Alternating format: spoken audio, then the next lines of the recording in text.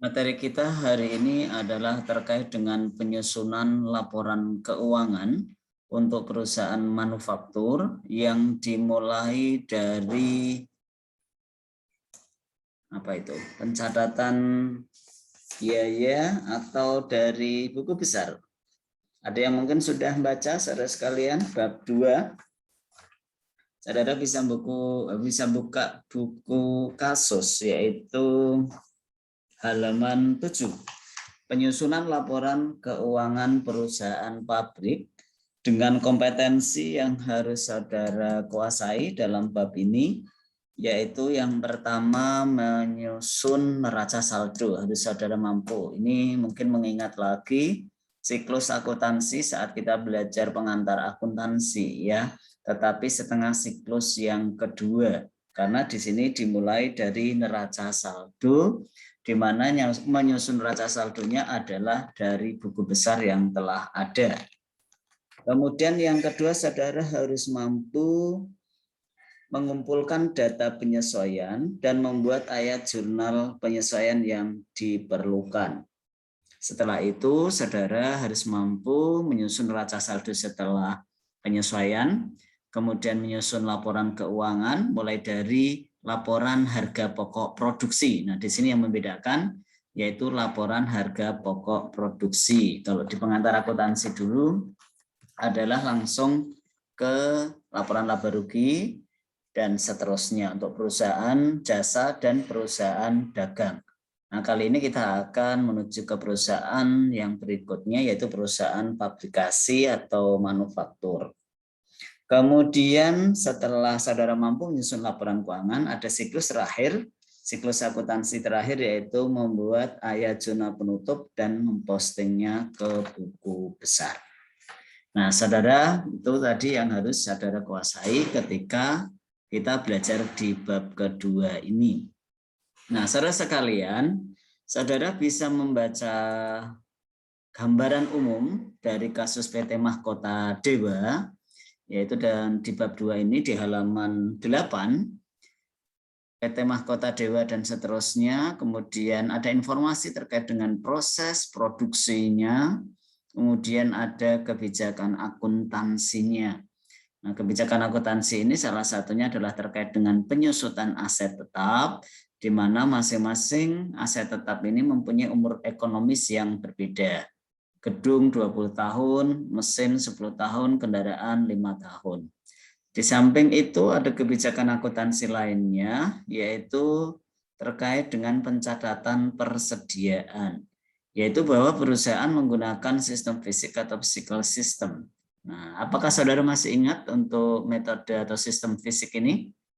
Ketika terjadi pembelian bahan baku atau pembelian apa gitu, mencatatnya dengan akun apa? Ada yang ingat? Halo? Mbak Nafa, Artina, Zikra, Salsabila.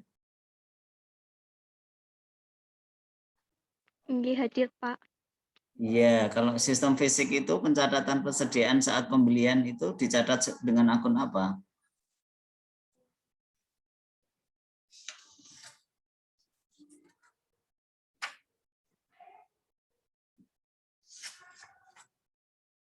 Mbak Nafa.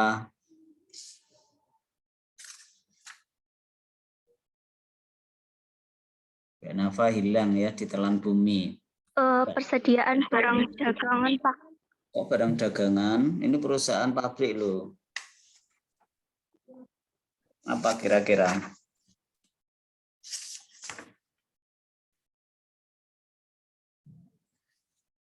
Yang lainnya, Hikmah Dwi Afta. Apa akun apa yang digunakan, Mbak?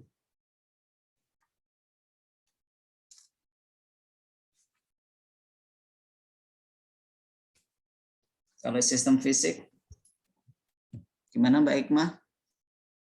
Hadir, Pak. Ya. Apa jawabannya? Lupa, Pak. Lupa. Tanya pacarmu di sini ada enggak? Nggak ada, Pak. Oke, ada yang bisa menjawab?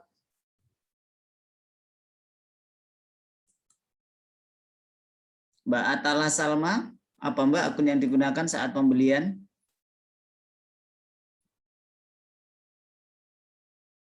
Sebentar, Pak. Bentar, sampai besok ya. Mbak Harlinda, kira-kira persediaan apa saja yang ada di perusahaan pabrik ini?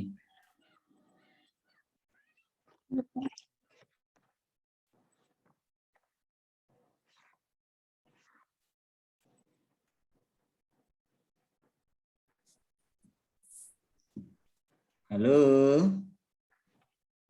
Masuk. Halo, Pak.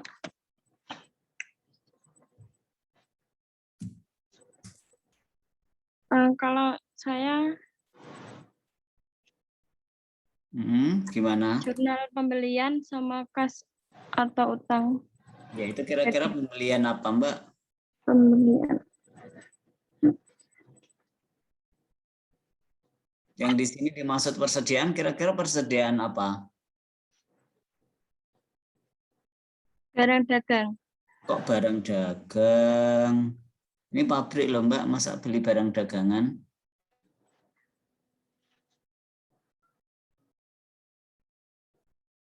Mbak Mukaimah bisa bantu? Ya, cek izin masuk untuk jawabannya sendiri itu kan ini perusahaan, jadi persediaan bahan baku, Pak. Jurnalnya karena ini fisik kan biasanya di akhir hitungnya. Jadi nanti jurnalnya tuh pembelian di debit, bahan baku di debit, terus kas kreditnya itu kas utang. Seperti itu, Pak. Ya. Ada jawaban lain mungkin Mbak Cahyani? Sama? Lebih aman bilang aja sama Mbak ya. Kamu punya pendapat? Apa? Tidak, Pak, sama, Pak. Oh, Pembelian bahan baku, kreditnya kas. ya. Oke, hati-hati di sini perusahaan pabrikasi atau perusahaan pabrik, ada yang nyebut perusahaan manufaktur, maka yang dimaksud persediaan di sini adalah persediaan bahan baku. Tinggal di sini dipisahkan bahan bakunya itu apakah bahan baku langsung dan juga tidak langsung dipisahkan. Biasanya dipisahkan ya.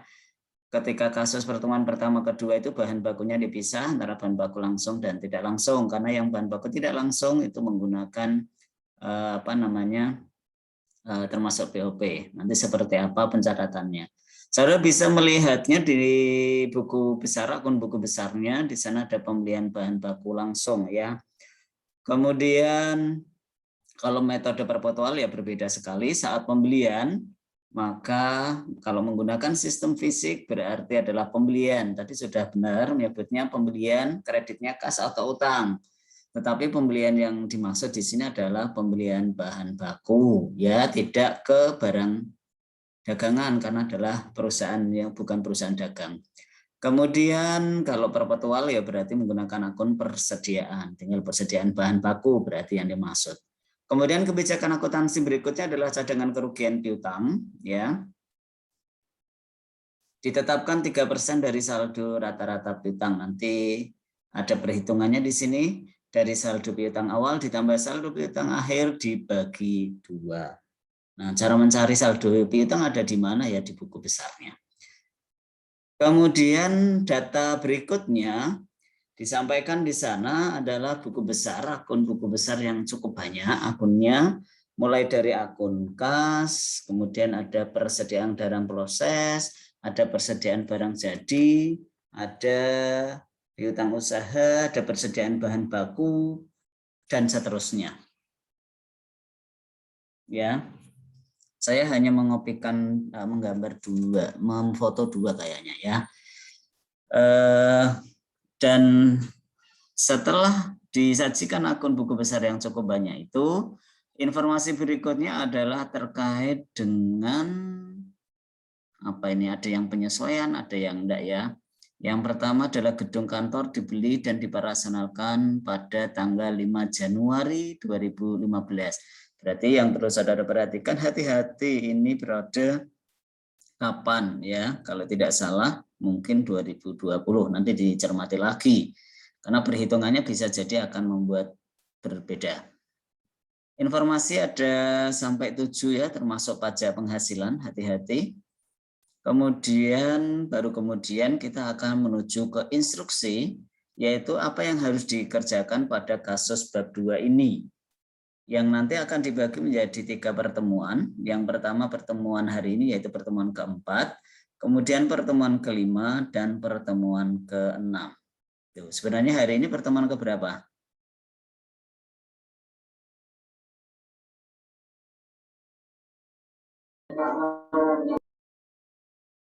Berapa? Ada yang masih ingat hari ini pertemuan keberapa kuliah kita? 5, Pak. 5. Kelima ya. Tetapi di penyelesaian kasus memang baru keempat. Nah, di pertemuan keempat kita akan menyelesaikan berapa siklus ini, tahapan siklus. Ada 3, yaitu 1 adalah cukup mudah, yaitu menyusun neraca saldo. Yaitu tinggal mengambil saldo dari masing-masing akun buku besar, kemudian dan seterusnya. Kemudian yang kedua adalah kumpulkan data penyesuaian yang diperlukan pada tanggal 31 Desember 2015 dan buat ayat penyesuaiannya. Ini mungkin tulisannya harusnya 2020 ya. Kemudian baru kemudian adalah memposting dari penyesuaian tersebut ke buku besar, akun buku besar masing-masing. Jadi yang kita selesaikan hari ini ada 3, menyusun neraca saldo, kemudian membuat ayat jurnal penyesuaian, dan memposting ayat jurnal penyesuaian ke buku besar. Cukup mudah ya. Nah, kertas kerjanya ya. Yang pertama adalah penyusunan neraca saldo, hati-hati. Sudah disediakan 2 halaman kalau tidak salah ya. Dan sudah dihitung oleh penyusun buku bahwa 2 halaman itu akan cukup memuat semua akun yang ada. Saudara bisa membuka buku kerja di bab 2, yaitu di halaman 34 mulainya ya. Di sana ada 2 halaman, 34 dan 35 untuk menyusun neraca saldo. Ya, ini yang saya fotokan ada di halaman ke-35 atau halaman kedua dari neraca saldo. Kemudian setelah itu, saudara akan diminta yaitu menyusun jurnal penyesuaian. Nah, penyesuaiannya mulai dari halaman 36 sampai dengan berapa ini, banyak sekali. 40 ya. Penyusunannya hati-hati. Mulai dari mencatat penyusutan gedung kantor, di situ sudah ada, dan perhitungannya juga sudah diberikan rambu-rambunya. Kemudian penyesuaian untuk persediaan bahan baku juga sudah ada, termasuk persediaan yang lainnya. Di bagian akhir untuk penyesuaian ini ada terkait dengan perhitungan kerugian piutang dan juga pajak penghasilan ya. Hati-hati di situ, saudara cermati pelan-pelan. Nah, setelah saudara menyusun ayat jurnal penyesuaian ini, saudara akan diminta untuk membuat posting dari jurnal penyesuaian ke buku besar, dan sudah disediakan di kertas kerja di buku kedua, yaitu akun buku besar yang dibutuhkan ya. Ini banyak. Jadi yang agak lama mungkin nanti postingnya ya saudara sekalian. Tetapi untuk menyusun neraca saldo itu kan hanya menyusun neraca saldo itu berarti mengambil saldo dari buku besar. Berarti ini yang dilakukan pertama kali, mulai dari akun kas sampai ke selesai ya, paling akhir akun yang terakhir. Kemudian saudara buat penyesuaian, ya penyesuaiannya ada cukup banyak. Kemudian diposting. Nah, pertanyaannya apakah saudara masih ingat cara memposting?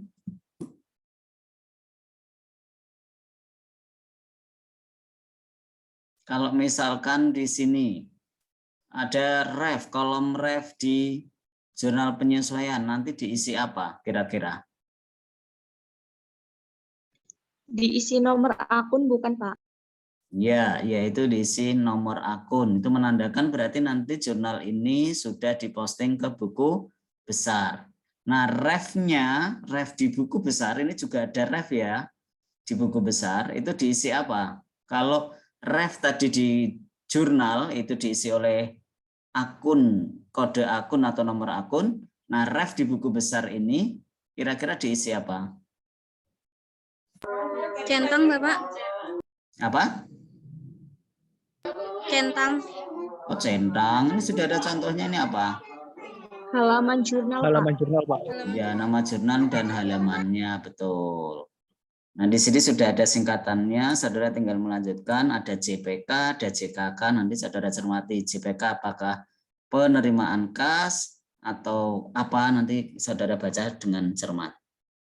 Ya, begitu cara postingnya dan harus pelan-pelan ya, mulai dari yang debit dulu baru yang kredit. Dari jurnal penyelesaian yang pertama sampai nanti yang paling akhir.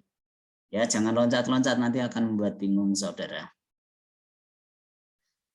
Kemudian setelah itu saudara akan diminta menyusun lagi neraca saldo, tapi setelah disesuaikan. Ini kayaknya pertemuan keberapa ini?